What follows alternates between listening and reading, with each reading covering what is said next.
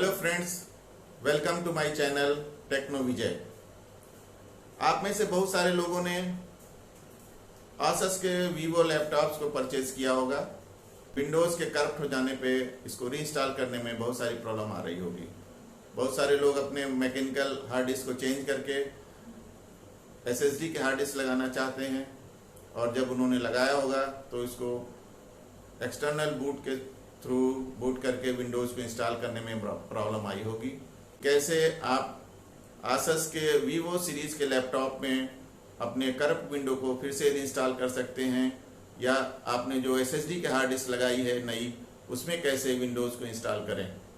Microsoft के site पे जाइए, वहाँ से वो विंडोज़ का वर्जन डाउनलोड करिए, उसको एक बूटेबल पेन ड्राइव में या बूटेबल मेमोरी कार्ड में आप उसको इंस्टॉल करिए, और तब उस पेन ड्राइव या उस मेमोरी कार्ड के थ्रू हम लोग इस नए विंडोज़ को नए हार्ड डिस्क में रीइंस्टॉल करेंगे।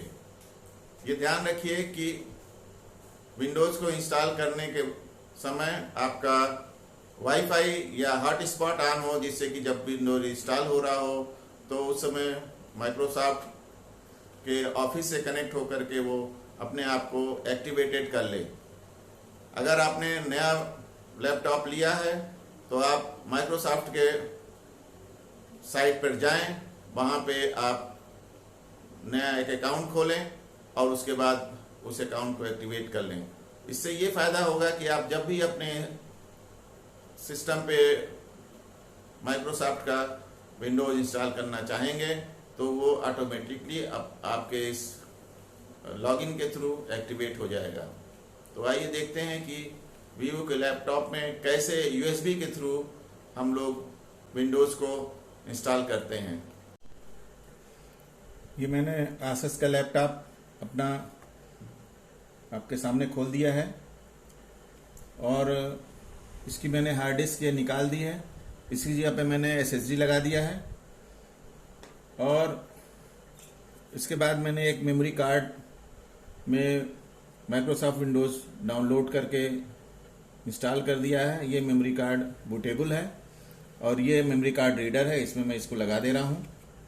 अब इसको देखिए, इसको मैंने लगा दिया है और इसके बाद मैं इसको यूएसबी पोर्ट में लगा देता हूँ।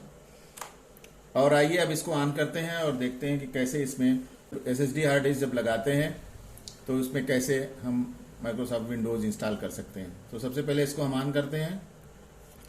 इसके बाद F2 दबाते हैं। F2 दबाते रहेंगे। F2 दबाने के बाद देखिए ये बायस की सेटिंग मेनू आपके सामने आ गई है। यहाँ सबसे नीचे देखिए लिखा हुआ एडवांस मोड। एडवांस मोड पे आप माउस को क्लिक कर दीजिए। यहाँ पे आप आएंगे तो आपको मेन, एडवांस, बूट, सिक्योरिटी और सेव एंड एग्जिट लिखा रहता है। तो आप इसमें बूट पर आइए और बूट पे आइए। देखिए बूट ऑप्शन 2 जो है मैंने इसमें डिसेबल कर रखा है। बूट मेन्यू फर्स्ट में आपका देखिए आ गया है यूएसबी का मैंने जो कार्ड रीडर लगाया है, जिसमें एक मेमोरी कार्ड भी लगा हुआ है बूटेबल, वो आ गया है। इसके बाद हम चलते हैं सिक्योरिटी में। सिक्योरिटी में एक पॉइंट है, ये सबसे नीचे आप देखिए सिक्योर बूट। सिक्योर बूट को हमको डिसेबल कर देना है। ये मोस्टली एनेबल रहता है, जिसके नाते आपका बूट नहीं हो पाता है, तो इसको हमको डिसेबल कर देना है। उसके बाद हम एग्जिट कर जाएंगे यहाँ से। देखिए आपको तो सेव एंड एग्जिट करना है, लेकिन चूंकि मैंने इसमें पहले से विंडोज इंस्टॉल कर रखा है इसलिए हम एग्जिट कर जाएंगे यहाँ से, और एग्जिट एस्केप के थ्रू एग्जिट कर जाएंगे यहाँ से।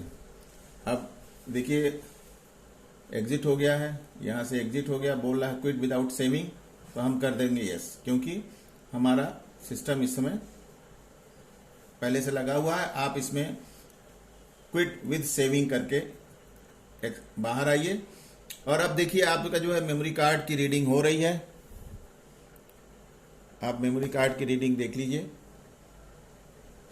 मेमोरी कार्ड की रीडिंग हो रही है, और इसके बाद डिस्प्ले पे आसस आ गया है। अब आप देखिए, अभी थोड़ी देर बाद ये देखिए ये विंडोज़ का इंस्टॉलेशन विंडो आ गया है। अब यहाँ से आप नेक्स्ट करिएगा, और जो भी विंडोज़ के इंस्टॉलेशन के लिए यूज़ होता है वो सब चीज़ें यस नो करके जाइएगा, तो आप इसमें विंडोज़ इंस्टॉल कर सकते हैं। इसमें एक बात ध्यान रखिए कि आप अपना हॉटस्पॉट या वाईफाई ऑन करके रखिए, जिससे जब ये वाईफाई या हॉटस्पॉट को कनेक्ट करे तो आप उसको कनेक्ट कर लीजिए, जिससे आपका जो पहले से विंडोज इसमें इंस्टॉल था, जो अब आप नए एसएसडी ड्राइव पे इंस्टॉल कर रहे हैं, तो उस पर वो इंस्टॉल भी हो जाए और साथ में वो माइक्रोसॉफ्ट की साइट पे जा करके उसको एक्टिवेट भी कर दे, जिससे आपको अलग से एक्टिवेशन की जरूरत नहीं पड़ेगी। तो इस तरह से आपने देखा कि आप अपने नए सिस्टम में कैसे विंडोज को इंस्टॉल कर सकते हैं। और अब देखिए, हम फिर से एडवांस में जा रहे हैं। एडवांस में जाकर के बूट प्रायोरिटी सेट करते हैं। बूट प्रायोरिटी डिसेबल है, इसको हम इनेबल कर देते हैं। ये देखिए विंडोज बूट मैनेजर और साथ में एसएसडी के लिए दिया हुआ है। अब इसको हम सेव एंड एग्जिट कर देते हैं। F10 करेंगे।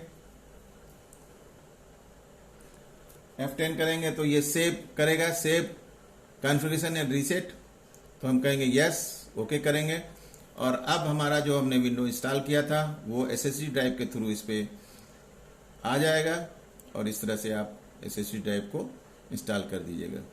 देखिए विंडोज इंस्टॉलेशन के बाद ये आपके पास स्क्रीन आ गई है और बहुत ही फास्ट विंडो खुल करके आ रहा है आपके सामने। ये 15 सेकंड के अंदर खुल जाता है, जो कि आपके मैकेनिकल हार्ड डिस्क से बहुत ही ज़्यादा अच्छा है। अपने लैपटॉप की स्पीड को बढ़ाना चाहते हैं तो बेहतर है कि आप इसमें एसएसडी ड्राइव एक लगा दीजिए और इसकी मैकेनिकल ड्राइव को निकाल दीजिए। यहाँ एसएसडी ड्राइव के बारे में एक चीज़ मैं आपको बताना चाहता हूँ कि एसएसडी ड्राइव अगर करप्ट होती है तो इसमें जितना भी डाटा होता है वो आप उसको रिस्टोर नहीं कर सकते हैं।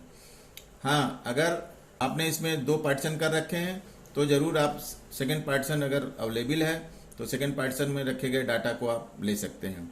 अगर कोई प्रॉब्लम आती है एसएसडी ड्राइव के अंदर कि एक्सेस नहीं कर पाता है तो इसका सारा डाटा खत्म हो जाता है। ये एक मेन डिसएडवांटेज है आपके मैकेनिकल ड्राइव से, क्योंकि मैकेनिकल ड्राइव में अगर हार्ड डिस्क एक्सेस नहीं करती है तो भी उसको डाटा को हम लोग वापस किसी तरह से निकाल सकते हैं। तो मेरी ये सलाह है आपको कि जब आप एसएसडी ड्राइव लगाएं तो साथ में एक आप मैकेनिकल ड्राइव भी यूएसबी ड्राइव बना करके रखें और उसमें जो आपके इम्पोर्टेंट डाटा हैं वो उसमें ट्रांसफ़र करते रहें। आप मेरे चैनल टेक्नो विजय को सब्सक्राइब करिए, लाइक करिए, शेयर करिए और साथ में बेल आइकन भी दबा दीजिए, जिससे मेरी आने वाली हर वीडियो की आपको इन्फॉर्मेशन सबसे पहले मिल सके। आपने मेरा ये वीडियो देखा, इसके लिए धन्यवाद।